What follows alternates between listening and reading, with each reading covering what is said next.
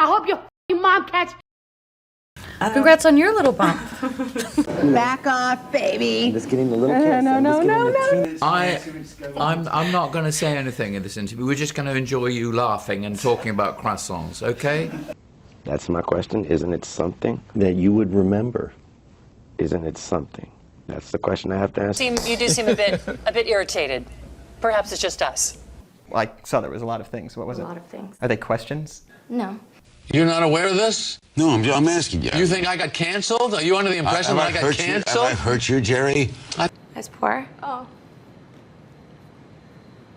Do you believe in icons?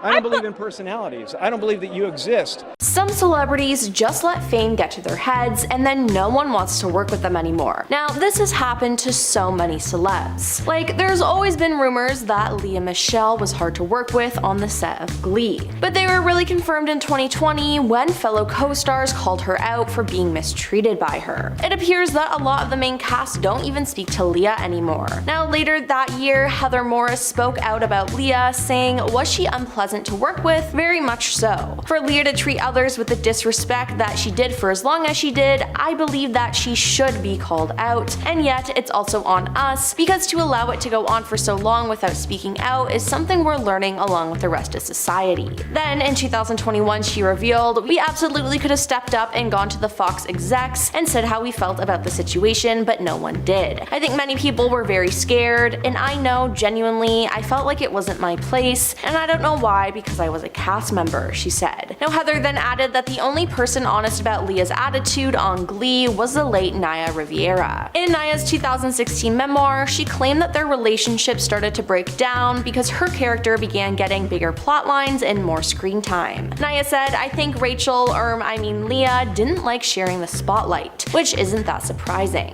Naya claims that things got so bad that the two were barely speaking by the end of her time on the show. Now insiders also say that Lea made unreasonable demands on the set of Glee, which included having her own makeup artist and food catered from LA restaurants. Now according to the rumors, she's even been known to mock fans behind their backs. Now Chevy Chase has quite a reputation in Hollywood. He was an original member of Saturday Night Live and was on the show for 2 years. While on the show, there were rumblings of him being difficult to work with and just straight up egotistical. After leaving, he came onto the show to host 8 times. However, his 8th time hosting would be his last after it was learned that Chevy hit a cast member in the back of the head. Creator and producer Lorne Michaels ended up banning Chevy from coming on the show, but he later returned for smaller roles. Then there was his time on the show Community. He ended up using a racial slur during an on-set rant about his character arc, which resulted in him walking off set. Chevy also never had a good relationship with showrunner Dan Harmon. Now after Chevy refused to film an important scene in season 3, Dan reportedly called him out at a wrap party. Chevy then left an angry voicemail on the showrunner's phone, and due to this he made a deal with NBC and his character was killed off the show, and that was that. Now it since appears that he has a difficult time getting roles as his reputation is so bad. Although Marlon Brando was a Hollywood legend starting in countless iconic films, the more successful he got in his career, the harder it was to work with him. I mean, The Island of Dr. Moreau is famously one of the most chaotic films ever made, both in terms of the movie itself, but also the shooting process. Now part of this was due to the behavior of Marlon, who would mostly just stay in his trailer, quote, eating copious amounts of pizza and not opening the door to anyone. When he did come out to shoot some scenes, however, he insisted on doing things his way, which included him wearing all white face paint, wearing a dress, and having an ice bucket strapped to the top of his head. Now he also got very attached to actor Nelson De La Rosa, one of the shortest men of the last 2 centuries, measuring under 28 inches tall. Now speaking about Marlon just doing whatever he wanted, director John Frankenheimer said, Brando absolutely fell in love with this guy. He put him on his chest in the hammock and sang Frog 1 accounting to him. There was 90 minutes of that. This is all I can persuade Brando to do. In general though, he often refused to memorize his lines and would force the actors to wear cue cards to help him with his lines. Now this is absolutely crazy that people would even put up with this. Now Alec Baldwin has quite a temper, which has led to many outbursts and people not wanting to work with him. There were a lot of reports during the show 30s Rock that Alec was often late and held up production. He used to yell at the crew and cast, and had a habit to complain about ridiculous things like the air being too dry. Cheyenne Jackson, who was working with him on 30 Rock, once said, "What I learned from him was really good comedic timing and don't get in his light." Now, from getting in fights with the paparazzi and cast members, a lot of people won't hire him, especially after what happened on the Rust movie set. Now, in 2007, a voicemail that he left for his young daughter was leaked where he was yelling at her and called her a rude, thoughtless little pig for not answering a scheduled phone call, and said she had humiliated him for the last time. Then, in 2011, Alec was kicked off an American Airlines flight after he refused to turn off his cell phone when crew members asked him to. A statement posted to the American Airlines Facebook page read, "The passenger was extremely rude to the crew, calling them inappropriate names and using offensive language." So yeah, if that's how he acts in public and in the privacy of his own home, I'm sure he's horrible on set too. Daniel Day-Lewis is known for his dedication to method acting, but honestly, a lot of the time he went too far, which made working with him extremely difficult. When he was playing a man who suffered from cerebral palsy in the film My Left Foot, he had to be lifted to his car every morning and driven to the studio where he'd be transported into a wheelchair and taken onto the set. Now, they would even have to carry him in his wheelchair over cables to get to the actual set. Now, this would be repeated at the end of the day of filming, and he'd be taken to restaurants around Dublin and insist on being spoon-fed like his character would have been. Now, he also refused to call anyone by their name or be called by anything but his character. Now, this was extremely prevalent with his film Lincoln, where he played Abraham Lincoln. He made the cast and crew call him Mr. President, and even the director Steven Spielberg had to call him that too. Now, apparently this went on for the entire length of production, and he didn't break character for 3 months. Joseph Gordon-Levitt, who played Lincoln's son, said of the actor, "I never met Daniel in person, I only ever met the president. I called him sir, he called me Robert." Now, Bill Murray has been in the industry for a long time, but it's a shocker that people still want to work with him after all these stories that have come out against him.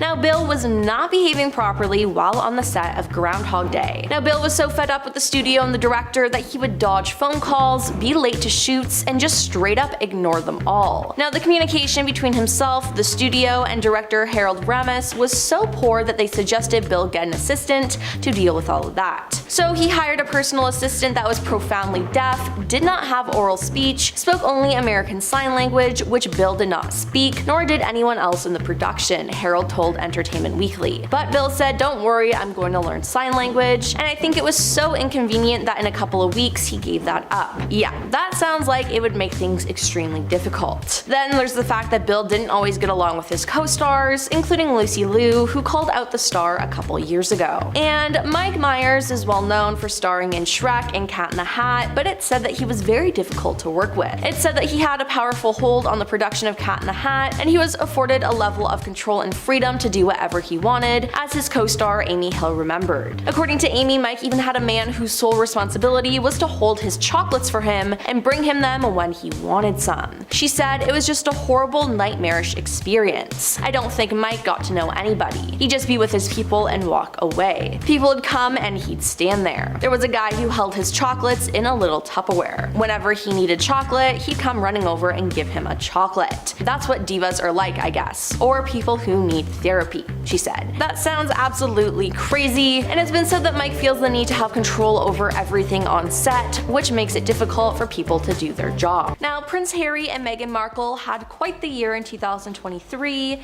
and even though it appears that they've been laying low in 2024, the pair have still been causing drama with the royal family. Now, since Harry left the royal family, he's been very open about what his life was like, as he and Meghan did an explosive interview with Oprah Winfrey. They released a 6-part docuseries on Netflix, and Harry even released his own memoir called Spare, which is kind of funny because they claim to have left the royal family due to privacy reasons, but then they went and put themselves in the spotlight even more. Now, during all 3 of these releases, the couple became the center of attention as they spilled a lot of secrets secrets, which the royal family wasn't too happy about. One of the main themes in all of this was how Meghan was being mistreated and Harry wanted to protect her, and that ultimately that's why they left the royal family. Now, the royal family has gone through a lot this year, as it was announced that Harry's father, King Charles, is battling cancer, and then shortly after it was announced that Kate Middleton had cancer too. Now, Harry only went to see his father once for 30 minutes after he found out about the diagnosis,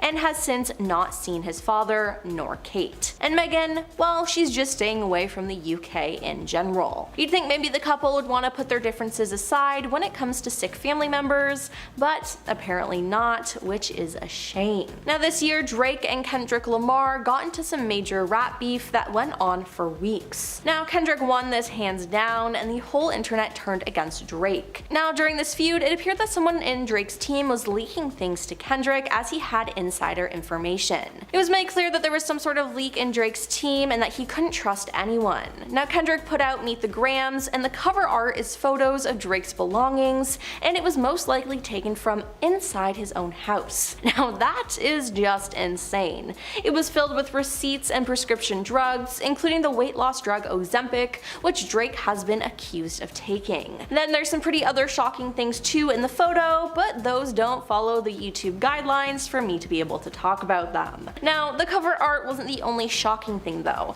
In the song, Kendrick addresses his verses to Drake's son, Adonis, and Drake's parents. "Dear Adonis, I'm sorry that man is your father," he bluntly opens the track. Now, it was also just announced that Kendrick will be performing at the Super Bowl halftime show in 2025. He'll have the entire world singing about hating Drake and how much of a creep he is, so I think it's safe to say that Kendrick won this battle and Drake should just give up. Now, last year, Jonah Hill was exposed by his ex-girlfriend of mistreating her and just being a bad boyfriend. Sarah Brady dated him in 2021 and finally spoke out about her experience with the star, and even provided some screenshots for proof. Now, Jonah seemed to be uncomfortable with Sarah being a model, as he said it was the last profession I would want to be with as a partner in one of the texts.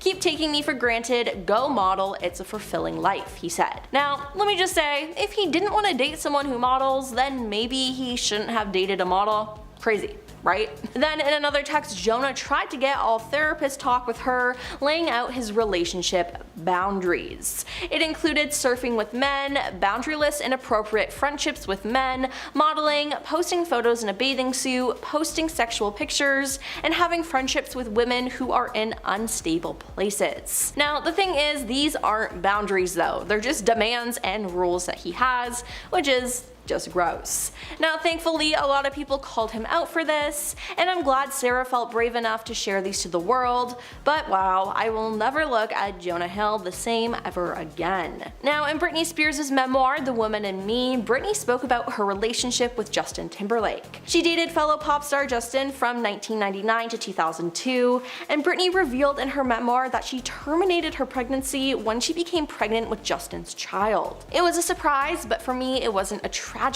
I love Justin so much. I always expected us to have a family together one day, she wrote. But Justin definitely wasn't happy about the pregnancy. He says we weren't ready to have a baby in our lives, that we were way too young. Now, she went on to describe the termination procedure as one of the most agonizing things I've ever experienced in my life. It was also an at-home termination. She didn't go to a clinic as she didn't want anyone finding out. She then also revealed that she knew that Justin had cheated on her a couple of times throughout their relationship. Now, this turned a lot of people against Justin, but just a couple months ago, it appears that Justin got some karma. Justin was arrested for allegedly driving intoxicated in the Hamptons. Justin was at the American Hotel partying, and almost immediately after he left and began driving, he blew a stop sign.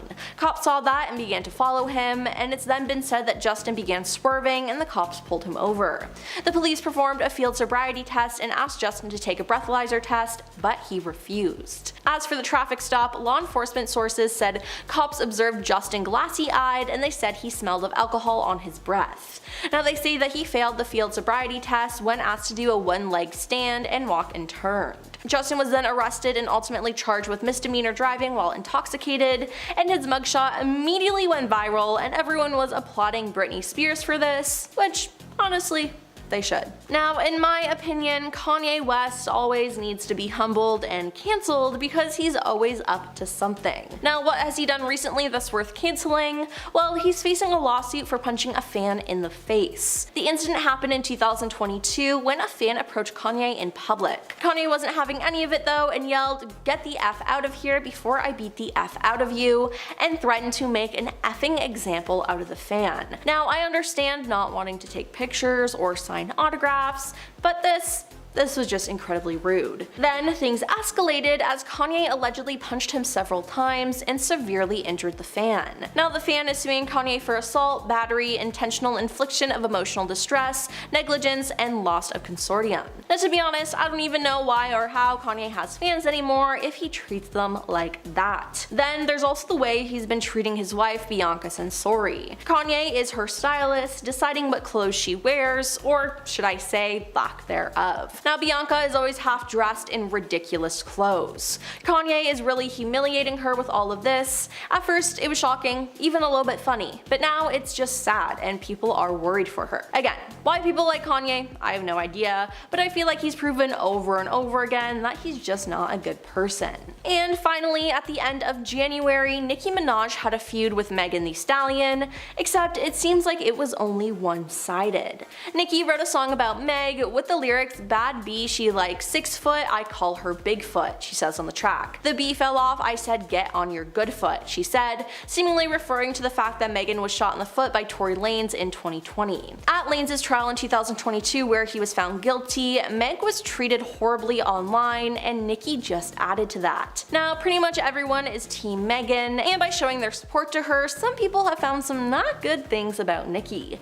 It appears that she's broke. Yeah, her bank paperwork got leaked, and the paperwork shows that Nicki is broke because she has liens on her publishing music and her tour deal. She's alleged to have blown her advance from her last tour, and now this, her present tour, is collateral. Now artists make 85% of their income from touring and merchandising, and to have a line means that you are not doing well financially. Now last week, in a new interview with Billboard, Meghan said, "I still to this day, I don't know what the problem is, I don't even know what could be reconciled, because to this day I don't know what the problem is," in regards to Nicki and the feud. Now it's safe to say that Nicki is going a little crazy here and maybe just needs to step back and reevaluate her actions. Blake Lively has been in some hot water recently when it comes to how she treats people in Hollywood. Now this has all come to light due to her film It Ends With Us. There were reports of drama on set. Now Blake stars as the main character Lily Bloom and is also a producer of the film. She co-stars with Justin Baldoni, who is also the director of the film. Now it's said that there was a feud between the two co-stars that fractured the production, which resulted in the cast and crew picking sides. Not only this, but Blake has also been blasted as tone deaf and shallow after she hosted an interview with her It Ends With Us co-stars, and they failed to discuss the serious message behind the movie. There is no mention of DV during their chat, which is what the movie is about. Then, a lot of people have been coming out and accusing Blake of being a mean girl. A journalist released an interview she did with Blake in 2016 that made her so uncomfortable she wanted to quit her job. Norwegian interviewer Kirsty Flop posted a video called "The Blake Lively Interview That Made Me Want to Quit My Job" to her popular YouTube channel. Now in the clip, Blake is promoting the movie Cafe Society and is joined by her co-star Parker Posey. This interview happened months after Blake announced her pregnancy, so the journalist congratulated her by starting off the interview with congratulating her on her little bump. Now Blake didn't like this though and mocked her by repeating, "Congrats on your little bump." Now Kirsty was clearly not pregnant and has now explained that she is infertile, so that comment from Blake hurt her even more. Now that wasn't all though. As the interview went on, the two co-stars eventually started ignoring Kirsty and just had a conversation amongst themselves.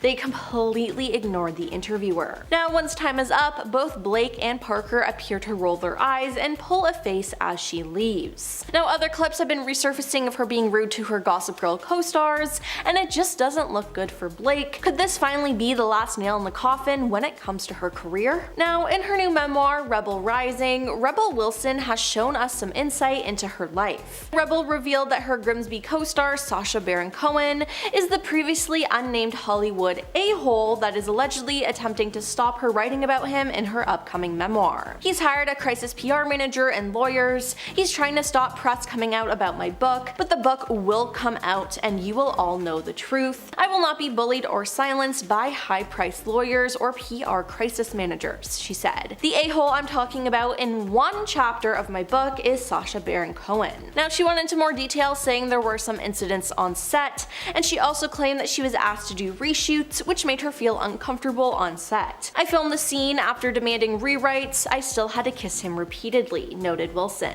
She then told producers that she would not be doing any promotion for the film, and she added, the movie bombed, which to me was karma enough. Zachary Quinto, who's best known for playing Spock in the Star Trek reboot film series, has been banned by a Toronto restaurant after they accused him of yelling at its staff during a brunch service. According to an Instagram post shared by Manita, a cafe and bar on Ossington Avenue, Zachary was a terrible customer who made our host cry and the rest of our brunch diners uncomfortable. They added that he yelled at our staff like an entitled child after he didn't reply to text to inform him that his table was ready, and refused to believe that empty tables in the dining room weren't available for him, despite being politely informed they were spoken for, the post continued. Mr. Quinto, take your bad vibes somewhere else. We have many lovely celebrities join us at Manita, but you are not one of them. A representative for the restaurant would not elaborate on the incident, but confirmed to the Star that he has been banned from the restaurant until we receive an acceptable apology. Brad Pitt has had a lot of negative press around him recently, as his own children have been speaking out against him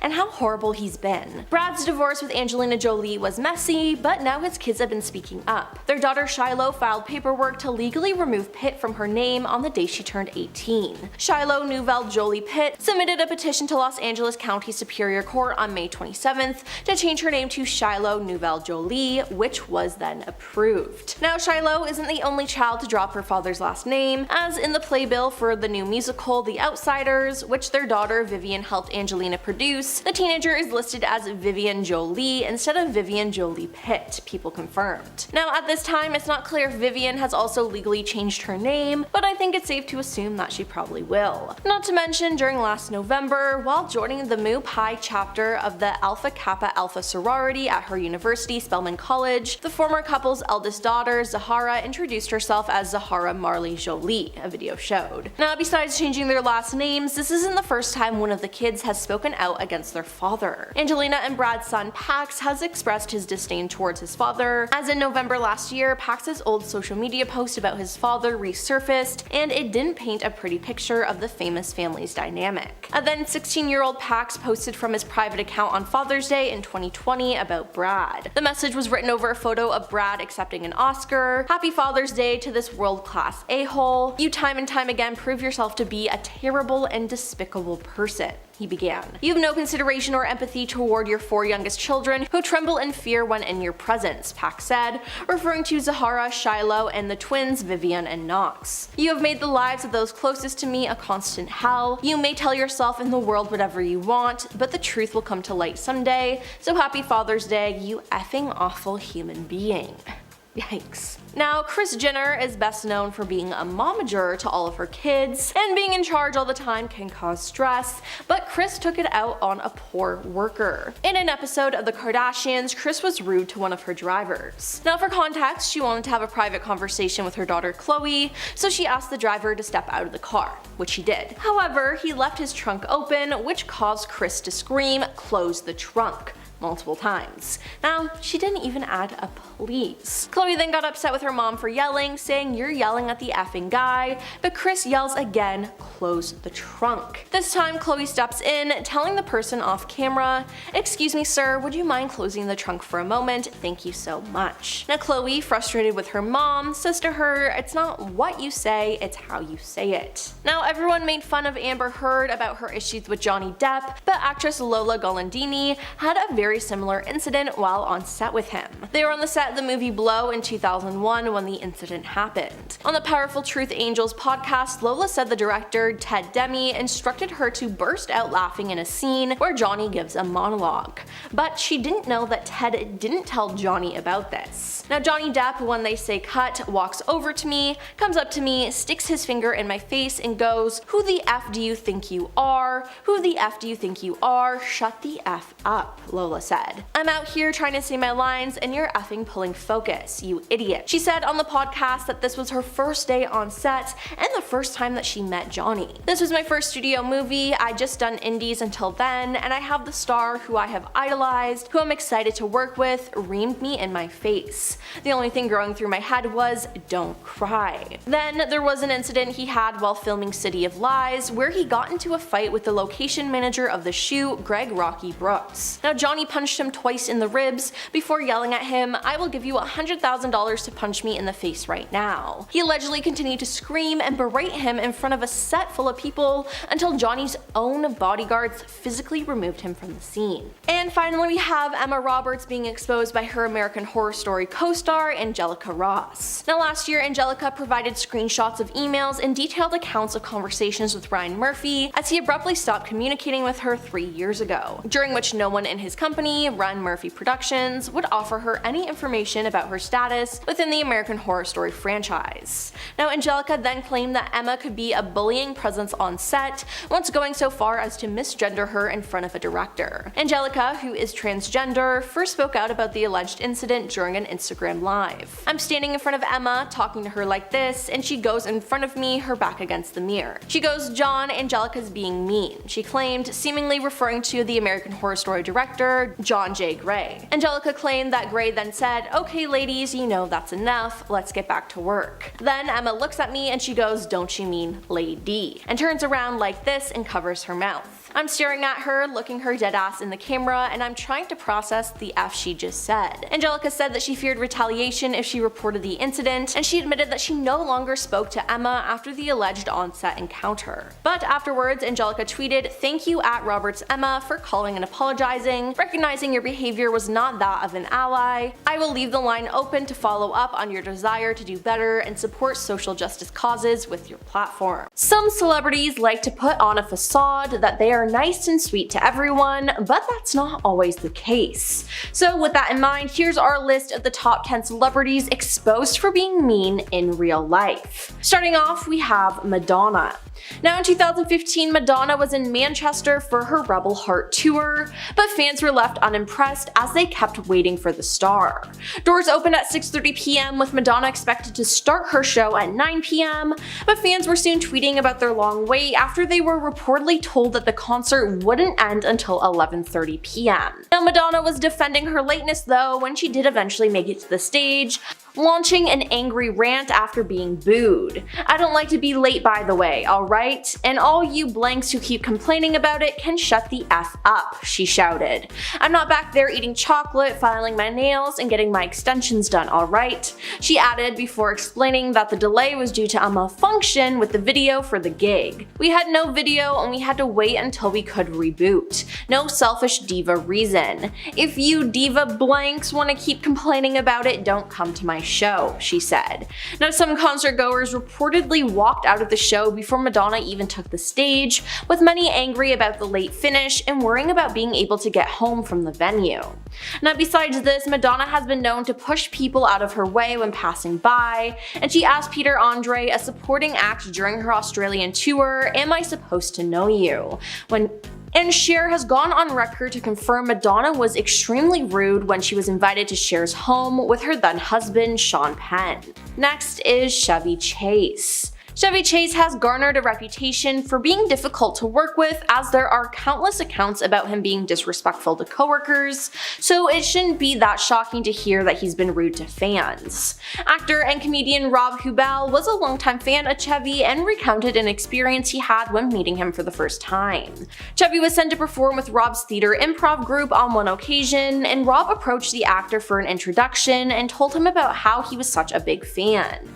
Now any normal person would be appreciative and thank the fan, but oh no, how did Chevy respond? Well, he slapped Rob. Yep, he tried to make a joke out of it and said, "Can't you see I'm talking to somebody, kid?" But regardless, if he was interrupted and was talking to someone, slapping someone, especially someone who adores you, is just not the move. Now let's talk about Gwyneth Paltrow.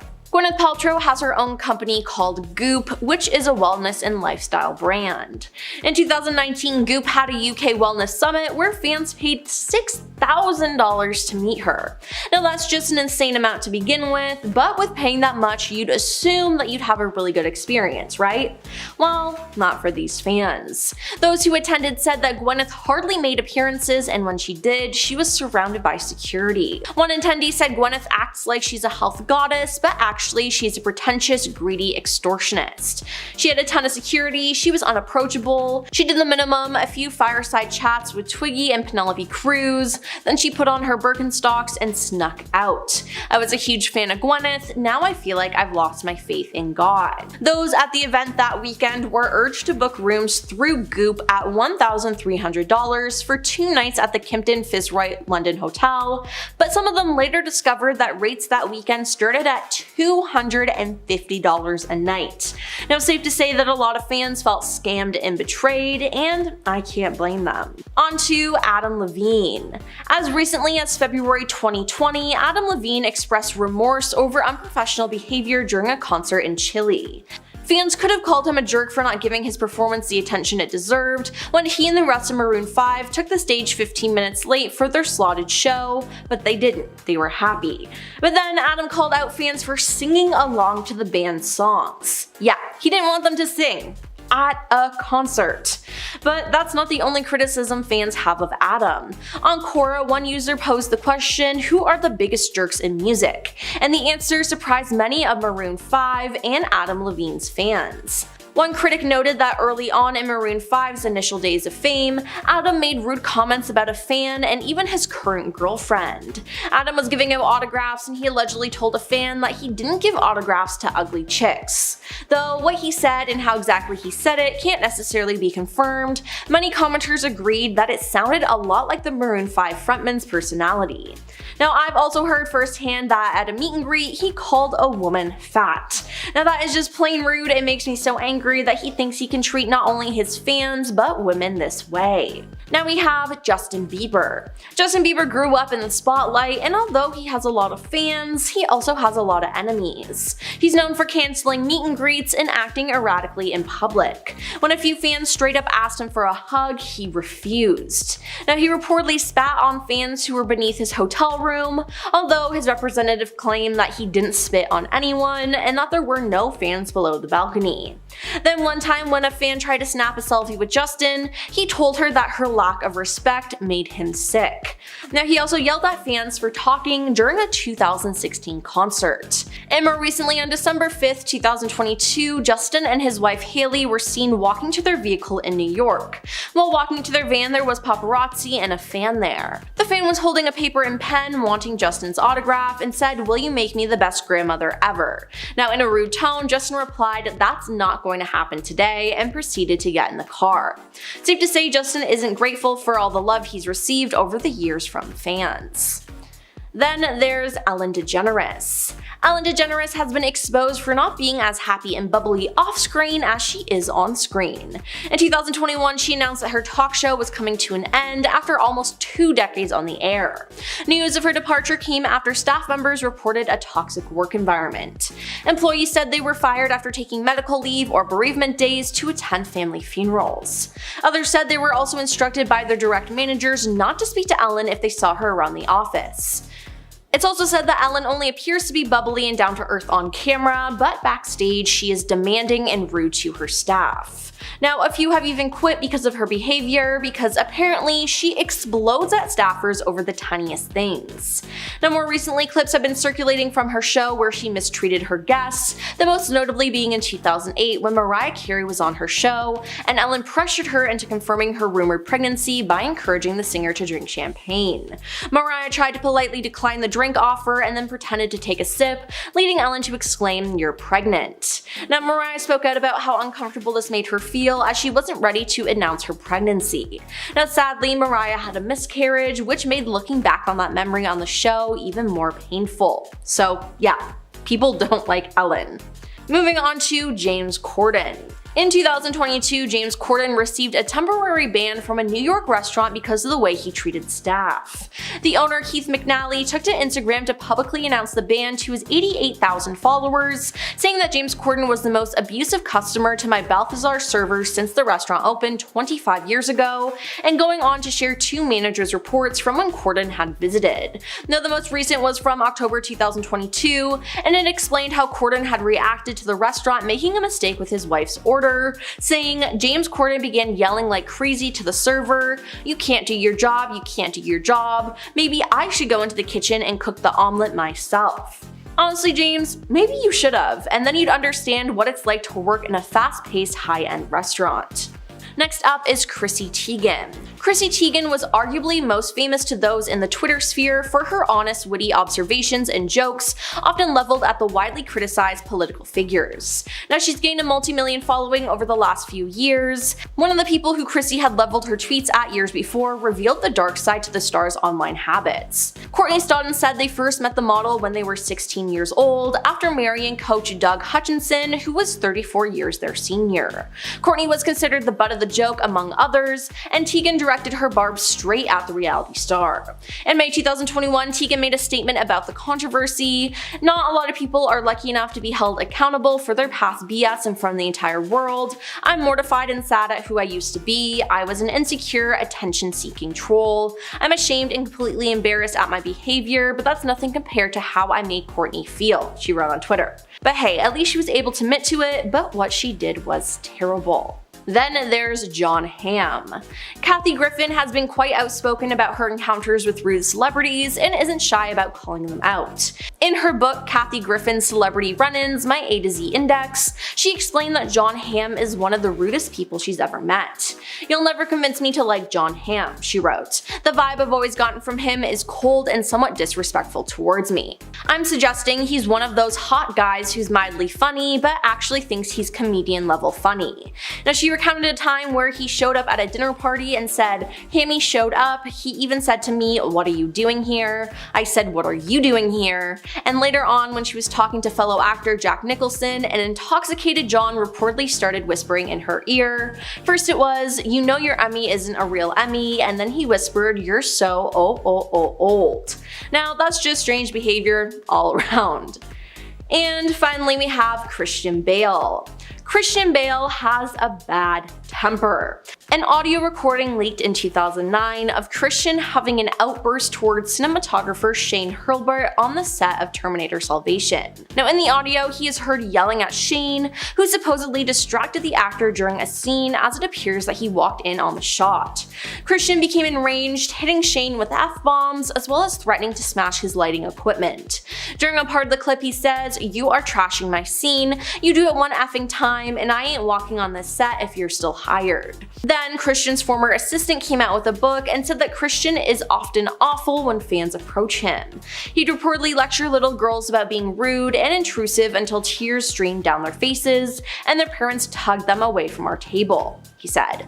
Also, when another fan sent him a letter at his house. 10. Jussie Smollett. In January of 2019, famous actor Jussie Smollett walked into a Chicago police precinct and reported that he had just been the victim of a hate crime. He told the police that two strangers began shouting racial slurs. While one was just yelling at him, the other was pouring chemical bleach onto him before they both held him down and tied a rope to his neck. He claimed to have suffered severe rope burn and was physically ill from the experience. But as we all know now, this isn't exactly what happened. These so-called strangers were actually two brothers who worked with Jussie on the set of the hit series Empire, and according to inside sources, Jussie paid paid the brothers $3,500 each to help him stage the event, planning every single detail right down to the precinct visit. The proof that all of this was a rouse made up for publicity was the fact that the altercation conveniently took place directly in front of security cameras. An investigation took place that found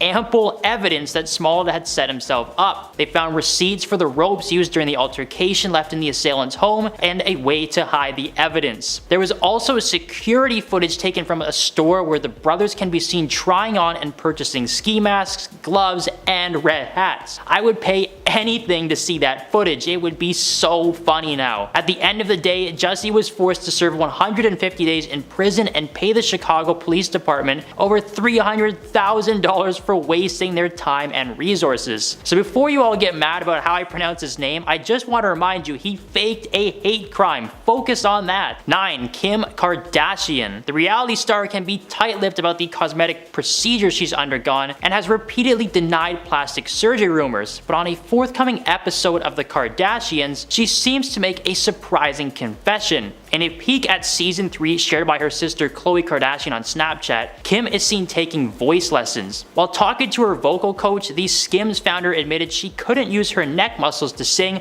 because half of hers were probably Botoxed. Kim admitted to having a little bit of Botox in a 2012 Allure interview, but claims she's had no filler. She stated, "I've never filled my lips." While this may be true, back in 2010, Kardashian suffered facial bruises after getting Botox before she turned 30, an experience that was documented on Keeping Up with the Kardashians. Kim claims that the surgeon warned her of all the possible side effects, as they should, but because it was the first time receiving the procedure, she flipped out in front of the cameras. Since then, Kim has steered clear of any more Botox-related procedures, claiming she felt a constant burning sensation for days afterwards, being some of the most painful moments of her life. 8. Ariana Grande. Now, it should be no surprise to learn that Ariana Grande is not 100% a clean, clear cover girl. The Sam and Cat star and world-famous musician dropped some truth during her Vogue Beauty Secrets tutorial last week. Grande shared with the world that she has had a ton of Botox and lip fillers over the years, but that she was ready to go back to the way she was. For a long time, she was getting regular injections and surgeries, but according to Ariana herself, she stopped seeking those treatments in 2018. She claimed that she felt like she was hiding herself from the world and was tired of being hidden behind a fake layer of herself. She went on to say that the decision to stop was also motivated by her wishing to see her natural features again, like her smile lines. Now she said she may get a facelift 10 years or so down the road,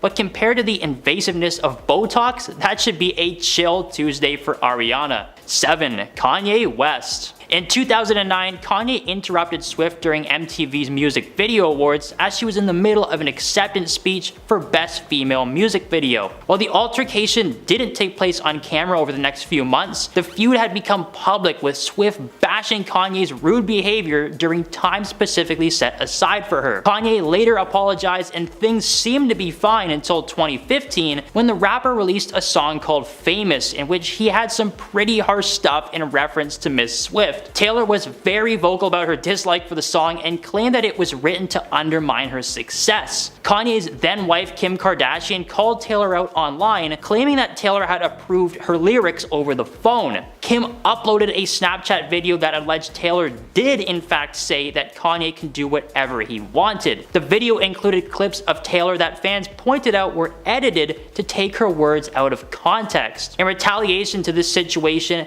many fans have claimed that several songs from her 2017 album Reputation were made in reference to Kimye, including the line, "This is why we can't have nice things." In 2020, a full version of the video Kim posted was released, proving that she did in fact edit the footage to make it seem like Taylor was on their team. In reality, Taylor never approved jack squat. Who would have guessed that Kim Kardashian and Kanye West were big liars? 6. Belle Gibson. Belle Gibson was a famous Australian influencer who was diagnosed with a brain tumor when she was 20 years old. According to Belle, she ditched the traditional chemotherapy route and instead decided to undergo alternative treatments like oxygen therapy that somehow worked, or so her thousands of followers thought. In 2013, Belle used her story to launch a health and wellness app called The Whole Pantry. She made a public vow to donate 1/3 of her profits to charity, was able to secure a cookbook contract with acclaimed publishing company Penguin, and Apple pre-installed her iPhone app on all Apple Watches. Kinda like when U2's new album just suddenly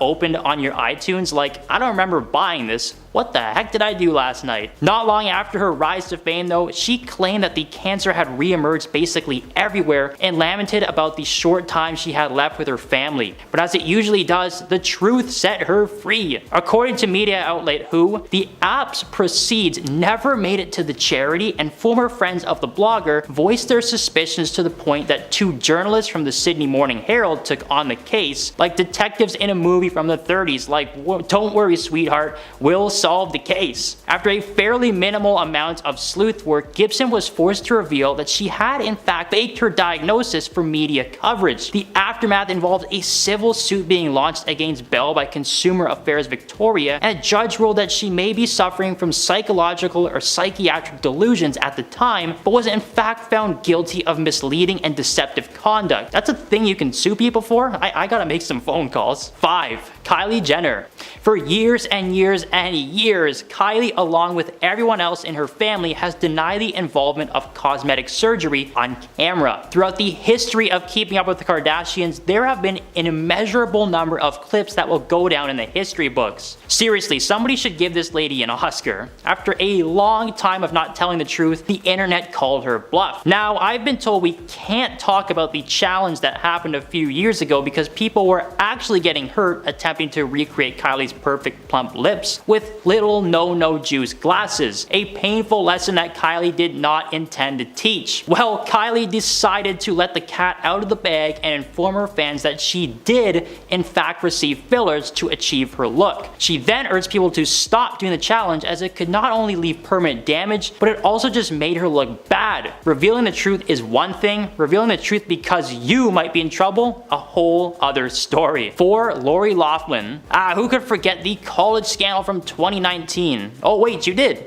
Well, allow me to refresh your memory. In 2019, a massive conspiracy was proven to be true when several A-list celebrities were exposed for bribing schools and their admissions to allow their kids into school. The situation had been going on for almost 10 years before justice was served. Lori, along with several celebrities like Felicity Huffman, were exposed to the media and a very public trial began. For years, these people were claiming that their kids were the best and the brightest and that they could do no wrong, when in reality, they were just scrolling on their phones waiting for mommy to drop a check off at Harvard. Over 40 individuals were eventually charged and brought to justice. High-level academic and athletic schools like Stanford University, Yale, and the University of Texas. It was revealed specifically how much the schools were making, while in Lori's case, anyone who agreed to admit their 2 daughters would receive $500,000 in one lump sum. Several students were either expelled or removed from the admissions list as a way to save face. For Lori, well, she went to prison for a few days and was made to do 250 hours of community service. Lesson learned. 3. Steven Rannazzisi. You may recognize Steve from his role as Kevin MacArthur in the hit FX series The League, or perhaps from his many stand-up and television specials. What you may not know is that Steve's a big old liar. Steve first moved to the west coast of the United States only 1 month following the events in New York in September 2001. When he first tried to break into the comedy scene, he claims that he found it difficult to fit in with his fellow comics and would indulge in stories to get a word in conversationally. Essentially, when he introduced himself and told people he was from New York, at the time the events were fresh and everyone was curious, were you there when it happened? Much like a lot of comedians, he started telling them sarcastically that he did in fact escape one of the towers before they fell, but before he could say, nah, just kidding, that never happened, the conversation had moved on and he was now seen as a survivor. Needless to say, his story made its way through the scene and his career seemed to be on a rise. It was only a few short years later that he would be a main cast member on The League and would go on to write and star in several TV shows and films. In 2009, Steve told Mark Maron his tall tale, even adding details like, "Yeah, I worked on the 59th floor, second tower. Man, it was tough getting out of that one. I actually broke a few bones in my hand and took weeks to heal." Not long after the public exchange, the New York Times did a little detective work and discovered that he had actually worked in Midtown Manhattan at the time, nowhere near the incident. He's apologized for the lies and realizes now that people probably would have liked him just fine without the lies. Whoa, lying to make people like you is wrong?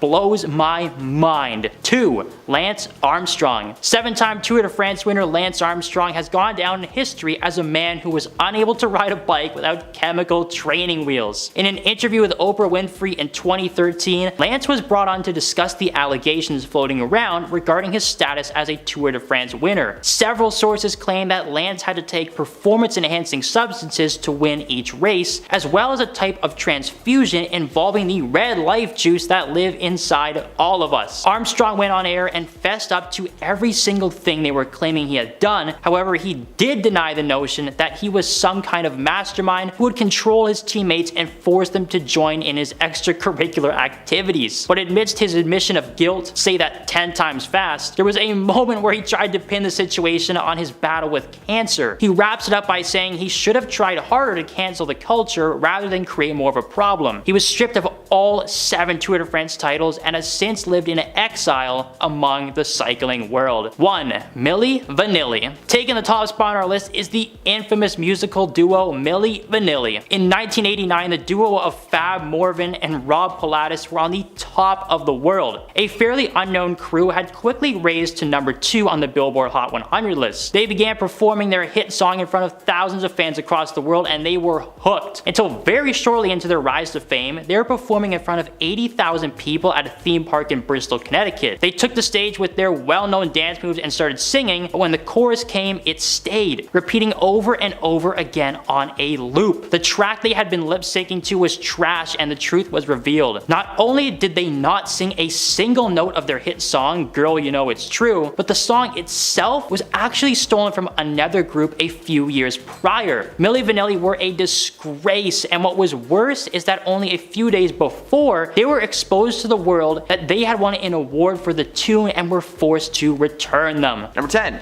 Lindsay Lohan. Lindsay Lohan is known for a lot of things in this world, okay? Her public meltdown, her ability to get estranged parents back together, and of course, her penchant for the partying lifestyle. As you can imagine, it's not easy being someone that works at one of these events, especially considering that they work for a woman that would regularly wake up late in the day and hung over a railing. Only she wasn't on a railing. Unfortunately, many people know that dealing with someone who wakes up late in the day after a long night of no-no juice-induced good times is a difficult person to deal with. Recently, some of Lohan's staff members have confided that she often wakes up at noon at the earliest. Naturally, she's always in a terrible mood and is extremely short with her staff. They claim that Lindsay would regularly take her frustrations out on her staff members simply because they were there and they were easy targets. They said that it should be a law if you deal with someone like Lindsay that an automatic bonus should be thrust into your bank account. Imagine if the lead of Herbie Fully Loaded started yelling at you at 12 in the afternoon. Beep beep, I quit. Number 9. Rihanna. Is it really a shock to learn that Rihanna does not talk to the hired help? Ignoring somebody is one of the meanest things that you can do to a person, making them feel like they do not exist or are not on the same level as you, and they do not deserve to be acknowledged. Most celebrities know not to do this, but others seem to only have a negative setting in their soul. Over the years, it's been said that pop singing sensation Rihanna doesn't even look or speak to her staff. An anonymous source revealed that Rihanna literally refers to the staff as hired help. She also falls asleep when she is getting her makeup done, which must be so great for everybody in the room. Rihanna just snoring in a chair and someone running around being like, "It's okay, she's just warming her voice up, guys, it's fine." Rihanna is also known for being pretty rude to her fans as well. One lady won backstage passes for herself and her family, and when they went back to do the meet and greet portion of their tickets,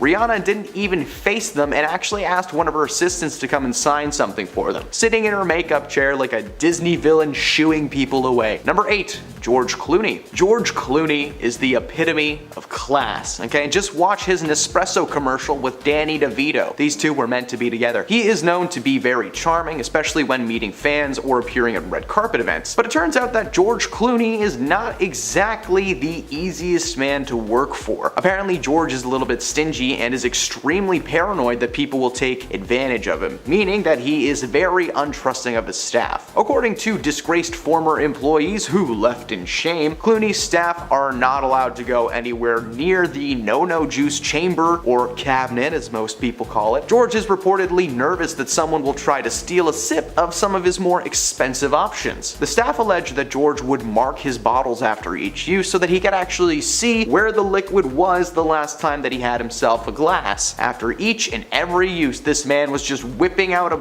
marker and just notching away and just remarking and remarking. Hey, paranoia is one thing, but that is next level, okay? Just get a little bottle lock or something more complicated. I feel like there are some easy ways to get around that if you really dedicated your time to it. I'm not gonna do that, but someone might. Number 7, Beyonce. Beyonce has 3 simple rules if you work for her on tour. Hear no evil, see no evil, speak no evil. And in other words, don't look at Beyonce, don't talk to Beyonce, don't even listen to Beyonce. Maybe not that last one, but you get my point. Beyonce is a massive star now, but even 10 years back, she was considered to be a major diva that felt that she was above everybody else. While she was on tour in 2013, all local staff were advised not to look or speak or approach Beyonce. They were explicitly told that if she was walking down a hall towards them, to find an unlocked room and get in there as soon as possible, out of sight, out of mind. On top of that, everything backstage had to be draped in linen, which then had to be smoothed out after she would walk on it. Now, if that's how rude she was in 2013, imagine what she must be like now. She probably has someone fanning her in a chair between sets, while another person feeds her grapes and does her taxes. Luxury.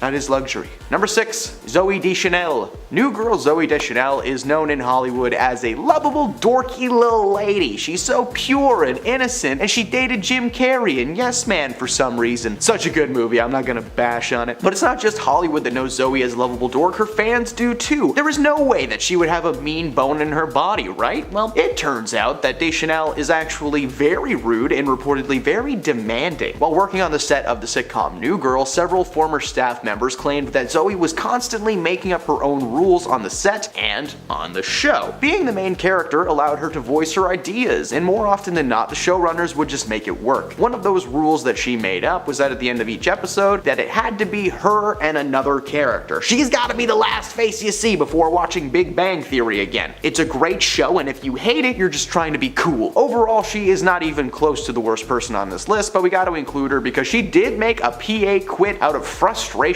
But they're not considered people, so who cares? I was a PA, I'm allowed to make that joke. Number 5, Kate Gosselin. Kate, who you may know from her reality show Kate Plus 8, is reportedly very mean to the people she employs. In fact, they would go so far as to say that she is a terrible boss. Oh, I'm sorry for my language. A former nanny who worked for Gosselin revealed that Kate made her babysitter's life a living nightmare. Gosselin got famous for being a mother of 8. My mom comes from a family of 9, but you don't see a TV show for the Newfoundlanders. Now that would be good TV. Despite Kate coming from such a large family and having to take care of so many kids at once, she writes guidelines for the people that work for her. According to several of her former employees, most of Gosselin's nannies quit almost immediately after being hired. Some of the demands that Kate had included in the rule books were things like washing her expensive cutlery by hand and never placing them on the kitchen table. You had to just...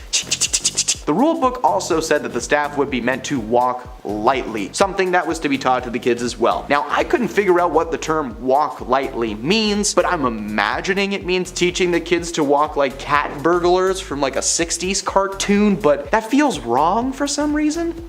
Number 4, Victoria Beckham. Victoria is talented in many ways, mainly known for being Posh Spice from the Spice Girls. Despite her larger-than-life persona on stage, offstage she is much more serious and straightforward. Her work ethic is very simple: work and work hard. This method is taught to each and every one of her staff members. A former nanny revealed that Victoria was actually quite rude when it came to being a boss, going on to say that she expected all of her nannies to respond to the name Joe, even if their name wasn't Joe. The logic that some are suggesting is that maybe the Beckhams just didn't want their kids to be confused by the multiple nannies and names. They just needed to stick to one to refer to their staff, right? But at the same time, forcing your nannies to respond to a name that's not remotely similar to their own is very rude and annoying. Number 3, Naomi Campbell. Naomi is no stranger to a fiery tantrum or two. According to many people close to her, she has a short temper and some serious anger issues, so as you can imagine, being on her staff is nothing to celebrate about. Her history of mistreating staff is long and legendary. There were so many choices I could have put in this list. In 2000, Campbell was sued by her assistant Georgina Galanis. Apparently, Campbell whacked Georgina with a telephone in a hotel room and then told her she was going to throw her out of a moving car. She pleaded guilty to the charges, admitting that she lashed out in a fit of rage. In 2004, she supposedly headbutted an assistant, bit her lip, and yanked her to the floor, screaming, "F you, you worthless snitch!" Except she didn't say snitch. This woman cannot keep her hands to herself. She transforms into a UFC fighter every time she gets upset. In 2006, Campbell allegedly went after her housekeeper with a cell phone and just flung it right at her. In the past couple of years, more and more stories of former employees have been released, with the general consensus being that this lady is a menace and needs to take a chill pill. Number 2,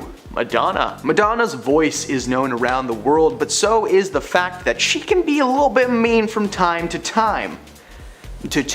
Not only have there been eyewitness accounts of her being rude to fans, but she's also a bit stingy when it comes to her staff. A few years back, an anonymous source revealed that when one of Madonna's dancers broke her arm during practice, that instead of being concerned and helping, Madonna had a full-blown meltdown, berating the dancer for being so bad at their job. There were also allegations that she said there shall be no fat country singers in her presence. Only she didn't say re-singers. Another source backed these stories up and added that Madonna does not pay very well, but she knows that she can pay people less to work for her for grueling hours because, hey, she's Madonna. There are probably some people out there who would work for a turkey sandwich just to be someone's assistant. White bread with lettuce, please. The source agreed that if there is one common theme with Madonna and her staff, it is that her ego overshadows them and they are supposed to feel lucky to be in her presence. Neither of the sources specified when they quit, but considering the stories, it sounded like they were with Madonna for quite some time. And at number 1, Courtney Love. Singer, actor, and wage thief Courtney Love has a bad habit of not paying her employees. According to some former assistants, she promises big things and fails to deliver on them constantly. In 2010, Love hired Jessica Labrie as her assistant. Courtney allegedly promised her lots of cool things, including bonuses, promotions, a scholarship to Yale, a job on the set of Nirvana's biopic, heck, even a job at Courtney's very own management company.